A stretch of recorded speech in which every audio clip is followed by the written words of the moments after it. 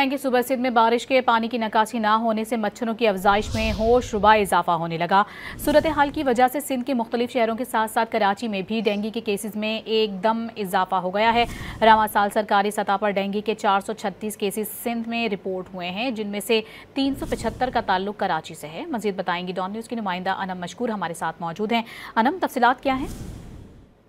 बिल्कुल, कराची में जो हालिया बारिशें हुई हैं उसमें जो निकासी है आपका निज़ाम बेहतर नहीं देखा हमने। जगह जगह पानी जमा था, जिसके सबब जो है डेंगू के केसेस में हम देख रहे हैं कि वाज़े तौर पे जो है इजाफा हुआ है। खासतौर पे कराची में बताया जा रहा है कि 436 केसेस जो है सिंध से रिपोर्ट हुए हैं, जिनमें से 300 के करीब जो 300-350 के करीब जो केसेस हैं उनका ताल्लुक जो है कराची से है।